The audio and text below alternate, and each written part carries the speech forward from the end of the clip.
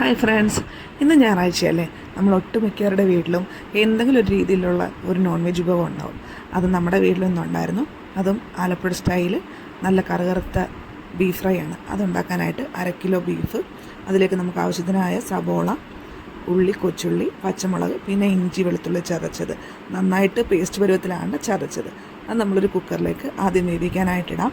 നമ്മൾ നല്ല കഴുകി വൃത്തിയാക്കിയ ബീഫ് കഷ്ണങ്ങളാക്കി പൊടി ഐറ്റംസായിട്ട് 1 ടേബിൾ സ്പൂൺ മുളക് പൊടി, 1 ടേബിൾ സ്പൂൺ മീറ്റ് മസാലപ്പൊടി, പിന്നെ നമുക്ക് 1/2 ടേബിൾ സ്പൂൺ മഞ്ഞൾപ്പൊടി, പിന്നെ പാകത്തിന് ഉപ്പ്, ഇതെല്ലാം ചേർത്തിട്ട് കൂട്ടിയൊന്ന് തിരുമ്മി വെക്കാം. പിന്നെ നമ്മുടെ കയ്യിലുള്ള എന്തെങ്കിലും ഒരു മസാല, ഇച്ചിരി നമ്മൾ ഓവർ മസാലാസ് ഒന്നും ആഡ് ചെയ്യുന്നില്ല.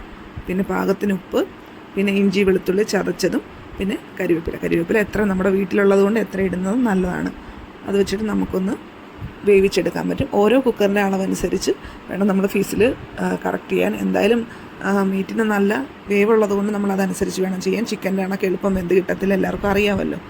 നമുക്കൊന്ന് ഞാൻ ചെയ്യുന്നത് ഹൈ ഫ്ലെയിമിൽ ആദ്യത്തെ ഫീസിൽ വരെ ഹൈ ഫ്ലെയിമിൽ വേവിക്കും.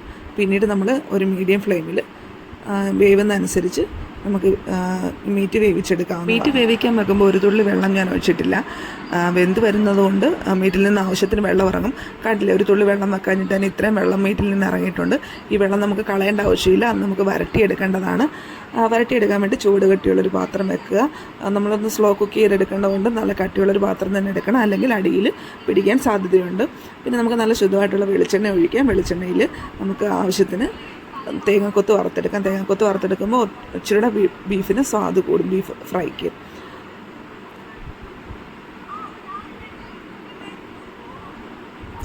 നമ്മുടെ കയ്യിലുള്ളത് കൊണ്ട് ഇഷ്ടം പോലെ ഞാൻ കരിവേപ്പില വീട്ടിലുള്ളതുകൊണ്ട് ചേർക്കാറുണ്ട്. ഈ കരിവേപ്പിലയും ഈ തേങ്ങാക്കൊത്തും കൂടെ ഒന്ന് നന്നായിട്ടൊന്ന് മൂത്ത് വരുന്ന സമയത്തേക്ക് പച്ചമുളകിട്ട് അതും ഒന്ന് ചെറുതായിട്ടൊന്ന് വഴറ്റിയെടുക്കാം. അതിലേക്ക് നമ്മുടെ ആവശ്യത്തിനുള്ള സവോള, കൊച്ചുള്ളി എല്ലാം ഒന്ന് ചേർക്കാം. പിന്നെ ഇഞ്ചി വെളുത്തുള്ളി നമ്മൾ ചതച്ച് വെച്ചത് അതോടെ ആവശ്യത്തിന് ചേർക്കാം. നമ്മുടെ ആവശ്യത്തിന് ഞാനൊരു കണക്കായിട്ടൊന്നും പറയുന്നില്ല, നമുക്കറിയാമല്ലോ. അത് ഏകദേശം കണക്കനുസരിച്ച് ചേർക്കുക. സവോള നന്നായിട്ടൊന്ന് ഒത്തിരി വഴണ്ടി കിട്ടേണ്ട കാര്യമൊന്നുമില്ല. ഒന്ന് ഇച്ചിരി ഉപ്പ് ചേർക്കാമെന്നുണ്ടെങ്കിൽ എളുപ്പമൊന്ന് വഴണ്ടി കിട്ടും. ഒരു ചെറിയൊരു ബ്രൗൺ കളർ ആകാൻ തുടങ്ങുമ്പോൾ തന്നെ നമുക്ക് ബീഫിൻ്റെ അത് ചേർക്കാവുന്നതാണ്. സവോള ഒന്ന് വഴണ്ട് വന്നാൽ മതി. ഈ ഒരു പരുവത്തിലേക്കാകുമ്പോൾ നമ്മൾ ആ ബീഫ് വേവിച്ച ആ വെള്ളവും ബീഫും കൂടെ ചേർത്തിട്ട് നമുക്കത് ഞാനൊരു മീഡിയം ഫ്ലെയിമിലാണ് വെച്ചിട്ട് നമുക്ക് ഈ ബീഫ് നന്നായിട്ടൊന്ന് വരട്ടിയെടുക്കാം. ഇപ്പോൾ തൊട്ട് ബീഫ് നമ്മൾ സ്ലോ കുക്ക് ചെയ്തെടുക്കുമ്പോഴത്തേക്കും സ്വാദ് ഒന്നുകൂടെ കൂടുകയും നന്നായിട്ട് ബീഫ് പിന്നെ നല്ല പോലെ വെന്ത് കിട്ടാനും തുടങ്ങും. ഈ വെള്ളമൊന്നും കണ്ടിട്ട് കൂടുതൽ വിചാരിക്കേണ്ട, അത് നന്നായിട്ടൊന്ന് പറ്റി കിട്ടും. ഈ സമയത്ത് നമുക്ക് ഇനി ചേർക്കാനുള്ള മസാലാസും ഇച്ചിരിയുടെയൊക്കെ ചേർക്കാം. നമുക്ക് ഇച്ചിരി ഞാൻ കുരുമുളക് പൊടി കൂടുതൽ ഇടാറുണ്ട്. ഇത് നമ്മുടെ വീട്ടിൽ തന്നെ പൊടിക്കുന്ന കുരുമുളക് പൊടിയാണ്. കുരുമുളക് പൊടി ഞാൻ കൂടുതലും മുളക് പൊടിയല്ല, കുരുമുളക് പൊടിയാണ് ചേർത്തത്. കുരുമുളക് പൊടി പിന്നെയും 1 ടേബിൾ സ്പൂൺ മീറ്റ് മസാല അതും ചേർക്കുന്നുണ്ട്. പിന്നെ നമുക്ക് ഒരു ഇച്ചിരി ഗരം മസാലയും കൂടെ ചേർത്താൽ ഇച്ചിരി നല്ലതാണ്.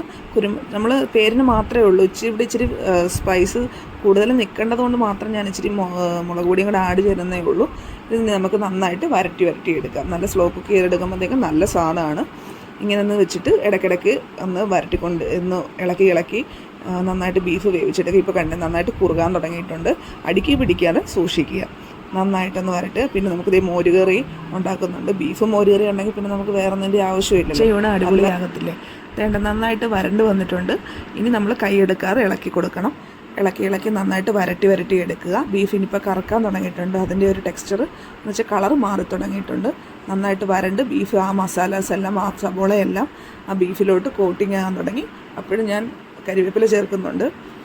ബാക്ക്ഗ്രൗണ്ടിൽ പറയുന്നുണ്ട് കരിവേപ്പില ആവശ്യത്തിനുള്ളത് കൊണ്ട് അങ്ങ് വാരി ഇടുകയാണെന്ന്. പക്ഷേ എത്രയോ ചേർക്കുന്നുണ്ടെങ്കിൽ കരിവേപ്പില നല്ലതല്ലേ നമ്മുടെ ശരീരത്തിന്.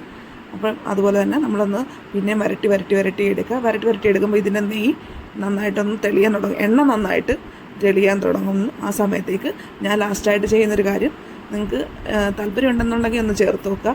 ഒരു ഇച്ചിരി നെയ്യ് ഒന്ന് ആഡ് ചെയ്ത് കഴിഞ്ഞാൽ നല്ല ടേസ്റ്റാണ് ബീഫ് ഫ്രൈക്ക്. അറിയാമായിരിക്കും, എന്നാലും ഞാനൊന്ന് പറയുകയാണ്. നമ്മൾ അടുക്കി പിടിക്കാതെ ഇതുപോലെ ഒന്ന് നന്നായിട്ട് കോട്ട് ചെയ്ത് നന്നായിട്ട് ഇളക്കിയെടുക്കുക. നല്ല സ്വാദിഷ്ടമായ ബീഫ് ഫ്രൈ റെഡിയാകും. വളരെ എളുപ്പമാണ് ഉണ്ടാക്കാനായിട്ട്. നമ്മളൊന്ന് ഇച്ചിരി ഒന്ന് ക്ഷമ ഉണ്ടായാൽ മതി, ഇളക്കാൻ വേണ്ടിയിട്ടൊരു ക്ഷമ ഉണ്ടായാൽ മതി. ബീഫ് ഫ്രൈ നമ്മുടെ റെഡി ആയിട്ടുണ്ട്. നല്ല കറുകറുത്ത ബീഫ്. ഞാൻ അതിൽ പറഞ്ഞില്ലേ, ഞാൻ നെയ്യും കൂടെ ആഡ് ചെയ്യുന്നുണ്ട്. കുറച്ച് നെയ്യ് ആഡ് ചെയ്താൽ മതി, ഒന്നുകൂടെ സ്വാദ് കൂടുതലായിട്ടിരിക്കും ബീഫ് ഫ്രൈ. അപ്പം നിങ്ങളൊന്ന് തയ്യാറാക്കി നോക്കിയിട്ട് ഇഷ്ടപ്പെടുകയാണെന്നുണ്ടെങ്കിൽ എനിക്കൊന്ന് കമൻറ്റ് ചെയ്യണം. ഇതുപോലുള്ള ഇനിയും ഡിഷസിന് വേണ്ടിയിട്ട് എന്നെ ഫോളോ ചെയ്യുന്നവർക്കറിയാം ഞാനൊരു മേക്കപ്പ് ആർട്ടിസ്റ്റും കോസ്മെറ്റോളജിസ്റ്റുമാണ്. എൻ്റെ ഏതെങ്കിലും രീതിയിലുള്ള മേക്കപ്പിനോ സർവീസിനോ എന്നെ കോൺടാക്റ്റ് ചെയ്യാവുന്നതാണ്. നിങ്ങളുടെ അപ്കമിങ് ബ്രൈഡ്സിന് എൻ്റെ പേജ് ഒന്ന് ഷെയർ ചെയ്ത് കൊടുക്കുക. എന്നെ ഇൻസ്റ്റഗ്രാമിൽ ഫോളോ ചെയ്യുക. അപ്പോൾ ഓക്കെ, ബൈ, താങ്ക് യു.